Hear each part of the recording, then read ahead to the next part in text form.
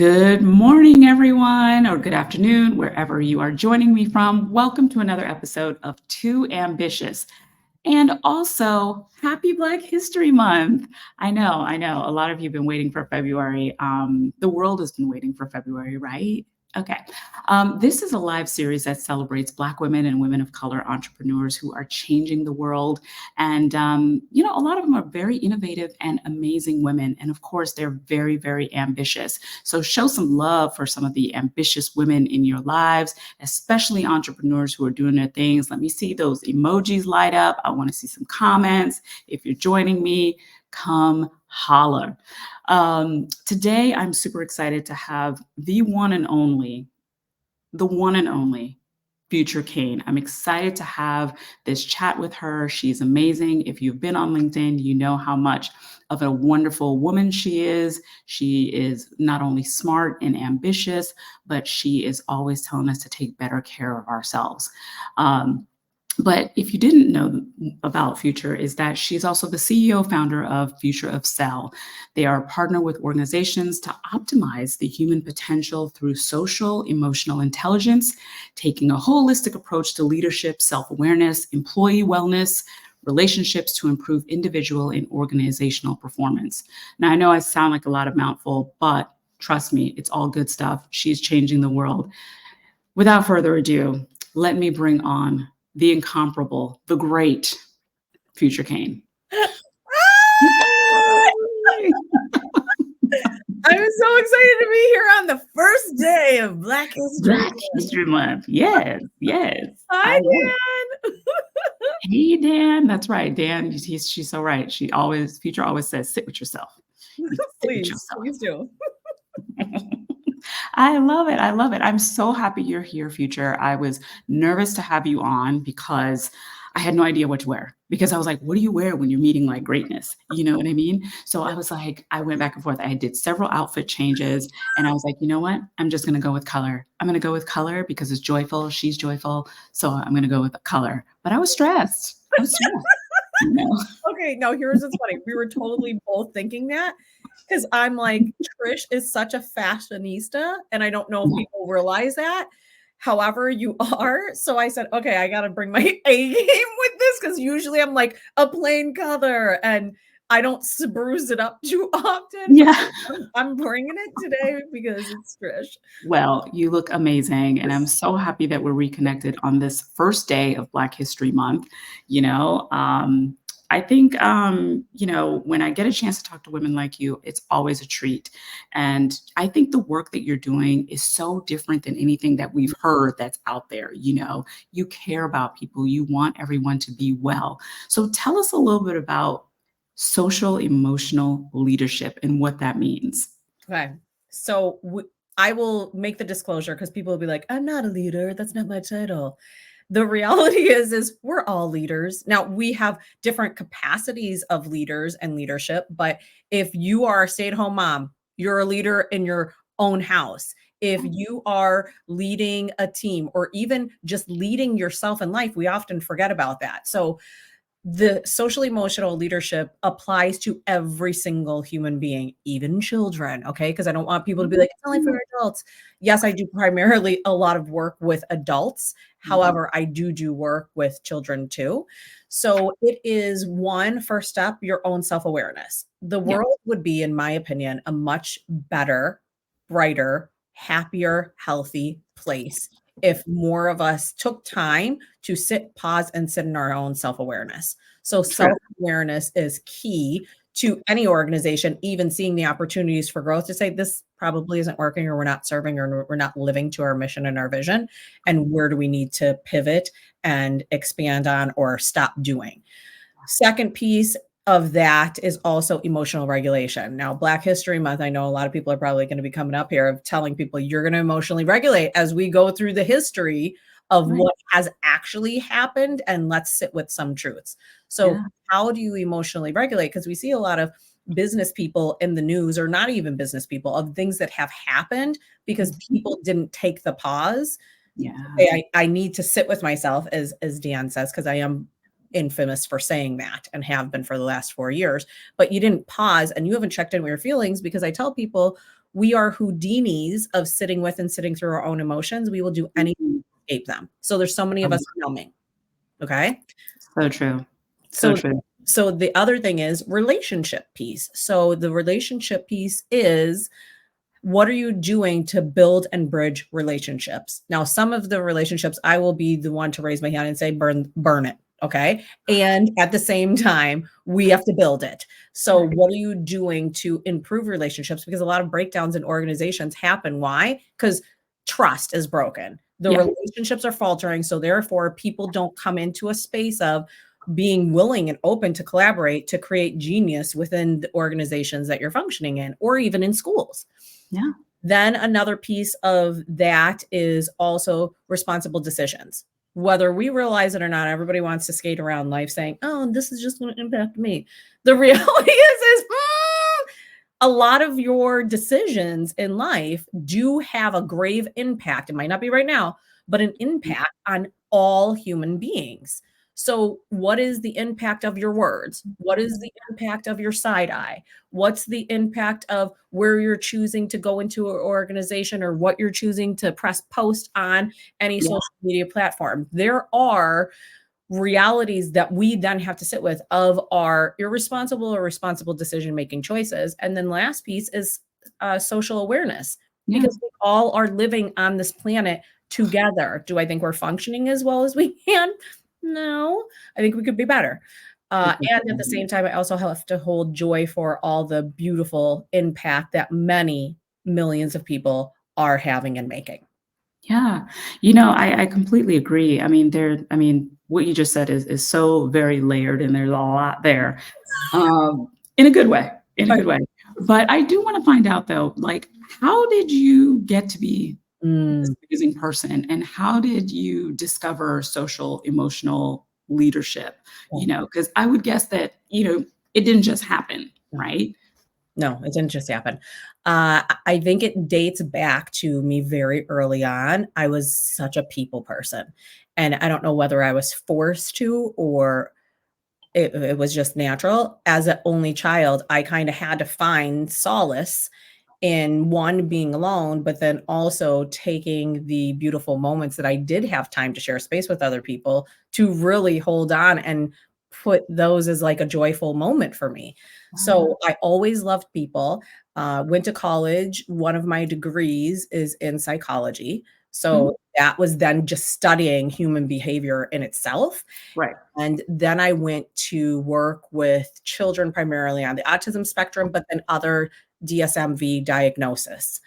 And I did applied behavior analysis working with children on the autism spectrum, which then teaches behavior and Yeah. behavior change.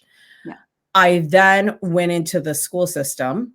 I did a lot of different jobs, but I then went into the school system. And with that, I was working with children who had other abilities. So starting to see different behaviors, and then the interactions with the adults with those children, Yeah. and how do we optimize their actual potential. Right. So then that is where the life of social emotional learning just was cultivated for 2 Mhm. decades of my life of, okay, we all have to be really self-aware. One, Yeah. because we want to optimize the human potential of these kids that we're pouring into, and then Right. how do we create the best being with you centering your talents and your beautiful gifts. So it Yeah. was through that work, and then positions were created for me, literally, in some of these Nice. places that I worked. As And it should. that's awesome, right? I have to celebrate the people who actually saw Yeah. my talents and gifts Yeah. and didn't squash me to say, "You're being too ambitious." So, right, and cut me down. Yeah. So then I was the director in a whole school district, and then most recently, before I birthed the future of SEL, I sat at a state level, and Mm. I had 6 statewide coaches underneath me that serviced all the different schools in Wisconsin and school districts, helping them implement systems. I'm very systems minded because obviously it has to be sustainable. Right. Um, and oftentimes, if you don't have a system, it will break down. So then we were helping systems with trauma informed social emotional learning Yeah. and mental health in schools. And I said, this needs to be applicable also to adults, because an adult can't teach a child if you two aren't embodying it. True, true. Very, very true. You know, you have to be well in order to not only teach wellness, but to also take care of others as well, especially when you're talking about children, for sure. Right. You know, you can't be pouring in your bad energy into these beautiful little souls, right? You know, but something interesting struck me when you said that you used to be a people pleaser. I Mm. cannot imagine you being a people pleaser, Future. Cannot imagine. I mean, I would say that I am still a recovering people Yeah. pleaser. Like, I used to be really bad, but I would say that I'm better. I would say I'm like 80% better. I'm Okay. not all the way yet, but I cannot imagine that you are a people pleaser. So tell me, like, how did you make that shift to get to Mm. this place that you are right now, which is so self-aware and so like not strong in like who you are as a woman as well, you know? Gosh. Not the breathing. I am using my yoga certification right now and doing my breath work. Okay. And I would tell people, at leaders, all leaders, okay, in your own regard, if you could pause. Yeah, Some of us think that we immediately have to answer what people are asking us, and no, we yeah, don't. yeah, So take that pause, whether you're in a conversation that you're sitting in discomfort, or whether it's, I don't know what to say to my boss, or I have to lead this team and there's a total dissension of what's going on and people yeah, aren't getting along. Just breathe. So thank you for that breath. And thank you for, noticing, because it's just a daily tool that everybody could put into practice. yeah, So I think I would couple it with this ambition.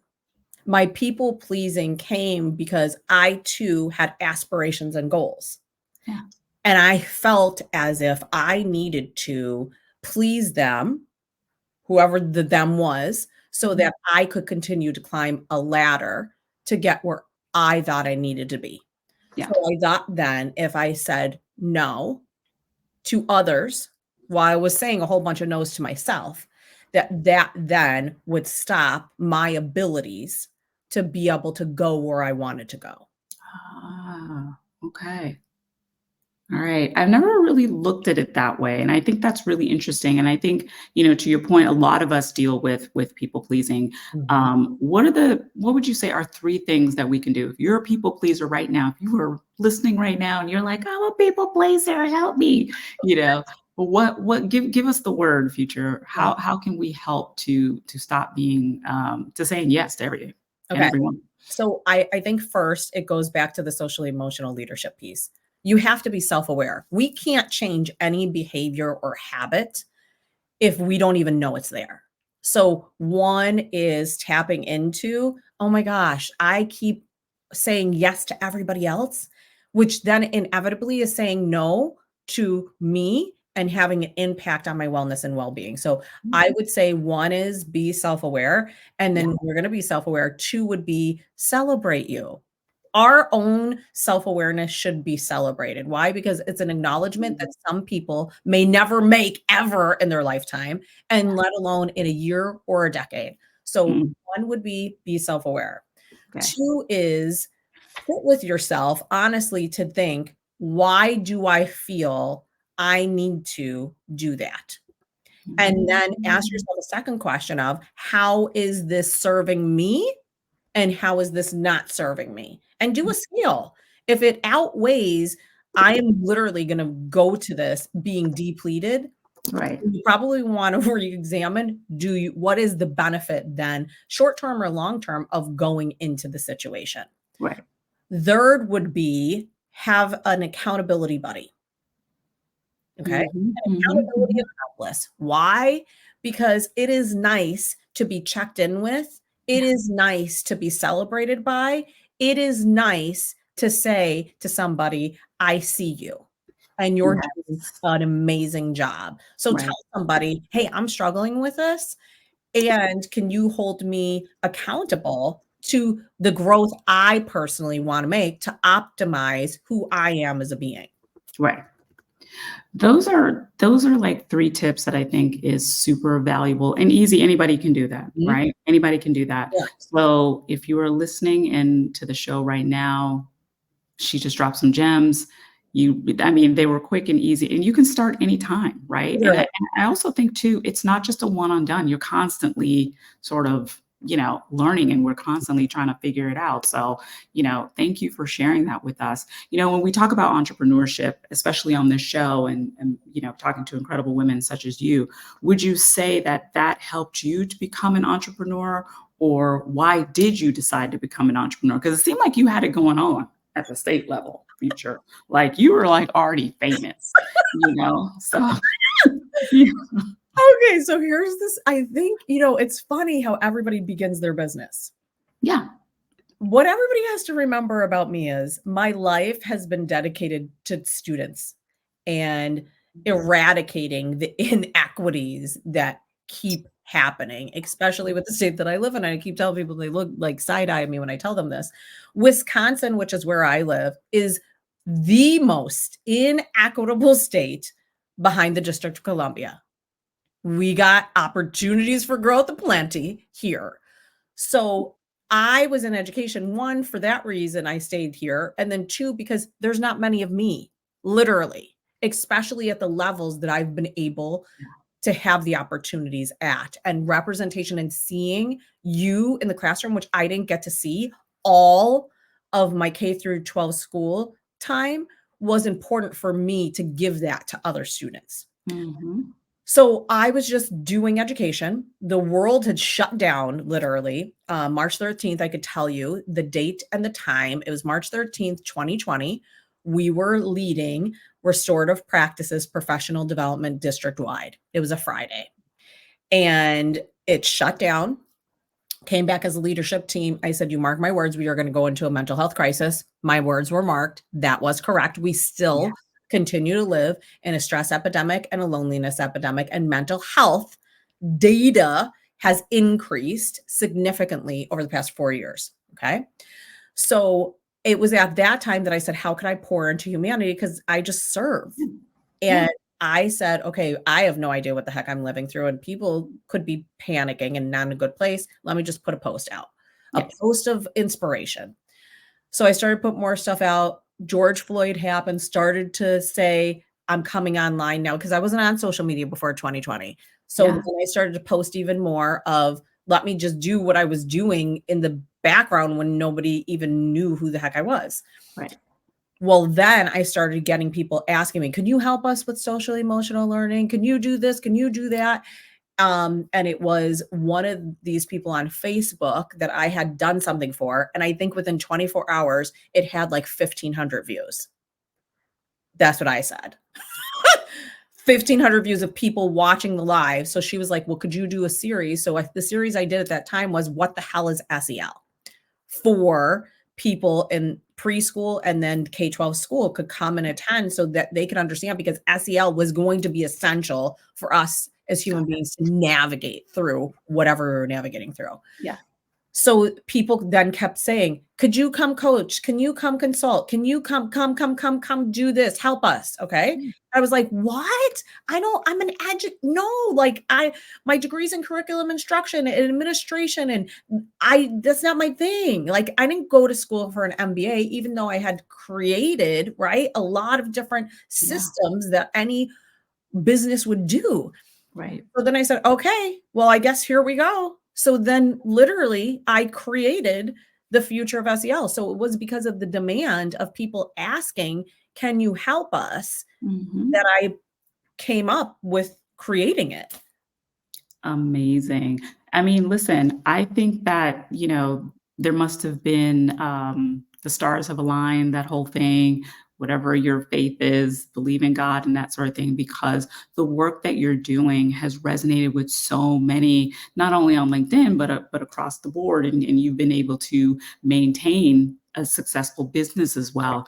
What I'm curious about as well is, in terms of scaling your business, how do you think about that? Because this is not, when you talk about social emotional leadership, this is not like, oh, I'm talking about your career. Like, it's definitely a little bit different, than what most people are used to. So like when you go in and you do the pitch, they're like, "Oh, okay, cool."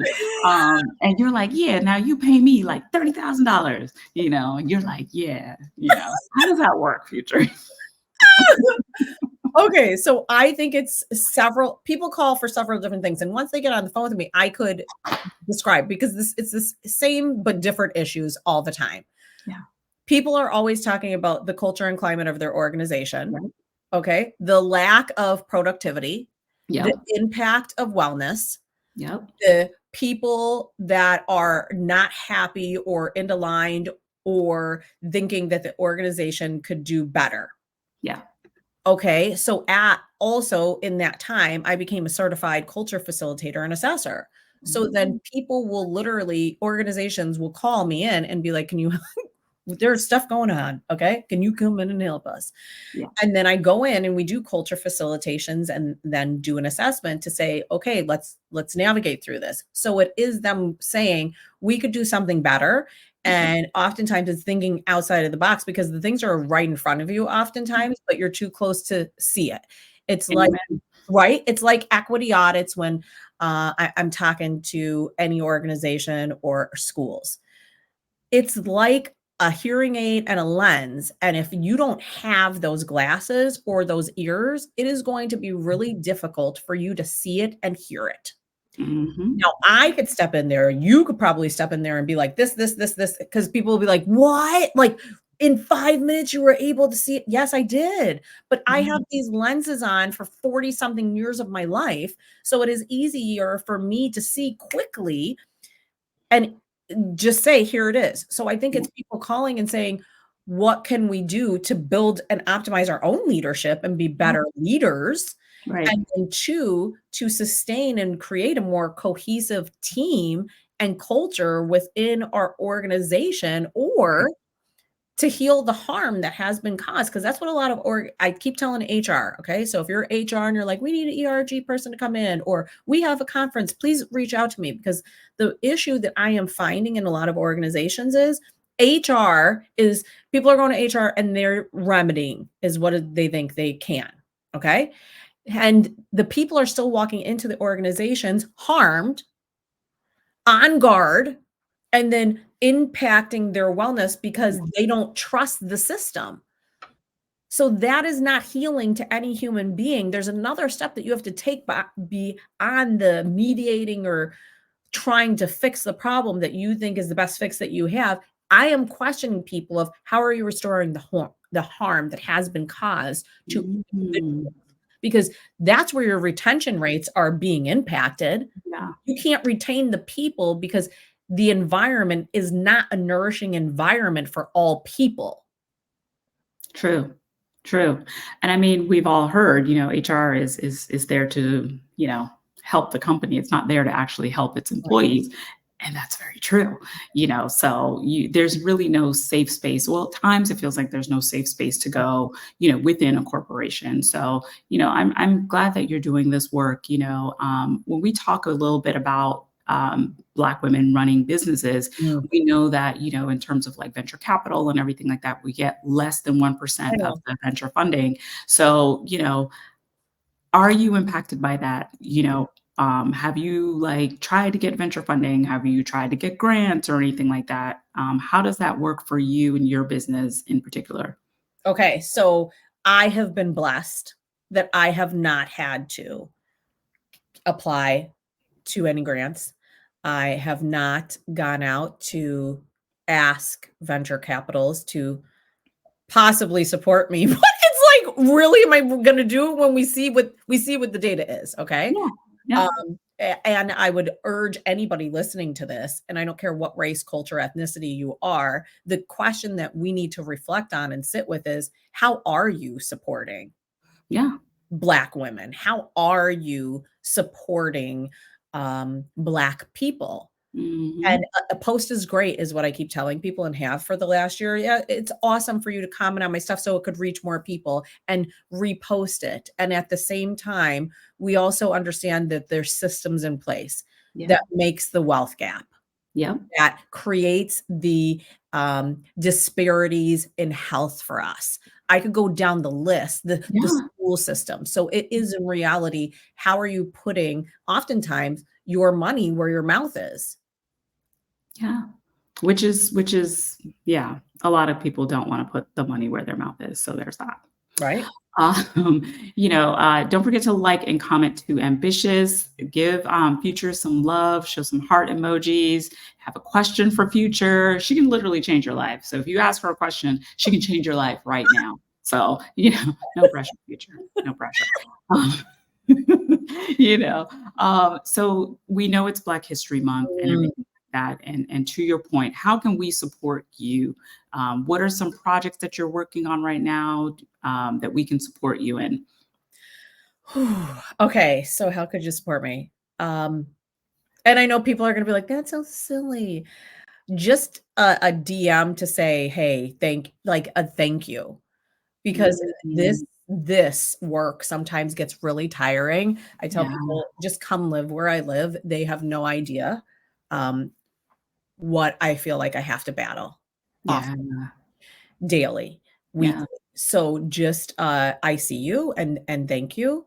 Obviously, for me to sustain wellness for myself and for my family, work is appreciated. So if you're looking for a speaker, if you need somebody to come in and do leadership workshops, if mhm, you are looking for culture facilitation and assessment, those things are I would love to coach and consult with any organization or educational institution out there. I have a project that myself and I don't know if you know, Aisha Joseph are working on, and we actually put mhm, out, mhm. hey, if anybody who is an ally would like to volunteer, this is a great month to do it, your time and your expertise and your talent. We have a form. I could attach that here. We would love that support. And I guess just follow and maybe ask, how can I support you? I think is a good question for all of us, Trish. Yeah, All yeah, of us. I yeah. really appreciate you and your work. How can I support? And then take the intentional action to then do that. Yeah, absolutely. You have to be intentional, right? As my mom says, you can't just provide lip service, which some people do. No shade. So, the question that I ask everyone, Future, because I know you've got to continue to put on your cape and fly out there and help everyone. Is do you think that you are too ambitious, or is there such a thing as being too ambitious? I think it depends on the person, right? I think Okay. if we look at it, and the reason I say that is what your definition of too ambitious is, what their definition is, what my definition of too ambitious is maybe not the same. Absolutely. Yeah, So, absolutely. depending on the person's definition, I might be then categorized as too ambitious. If you're asking the Mm, individual person if they feel that they're too ambitious, me personally, I don't think I'm too ambitious. We only have so many years on this planet. Only have so many. So only so many. what are you doing until you take your last and final breath that you have the opportunity and you get to take every single day? Yeah.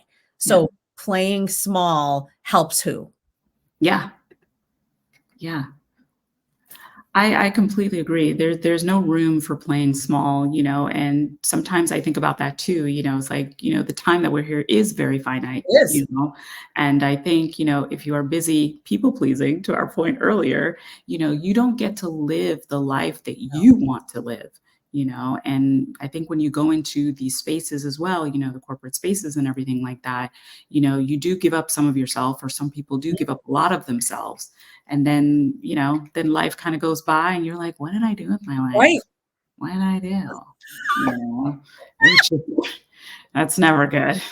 Um, in this last 30 seconds, Future, and like I said, it's been a joy to talk to you and really get down to finding out more about you, because we see you as this person online and you're always dropping gems and being awesome. But to get a little bit more of your background. So thank you for sharing that. That was really, really kind of you. Is there anything else that you want to share with the audience or call out?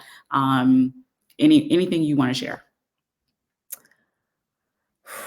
There's so much. I would first tell people, just can we 1% each day try to see the humanity in every single person? Just 1% more. Yeah. And can we try to be intentional about loving ourselves so that we could radiate more love out to all those that we encounter on a daily basis? And if we can collectively choose to do that as humanity, Yeah. my belief is that this world would change so much more.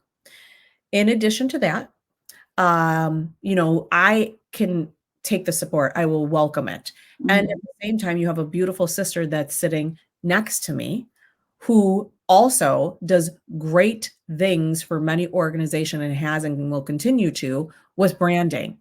Mhm. So if you are looking for personal branding for yourself, for your organization, can you please show love to Trish because she will continue to be too ambitious. Hey now. Well, thank you. Now, see, people are going to think that this was a sponsored show. You can't be saying that. It This is wasn't. It wasn't. You didn't tell me I did it because we have to support each other, right? we Like do. we We have to do. support each other.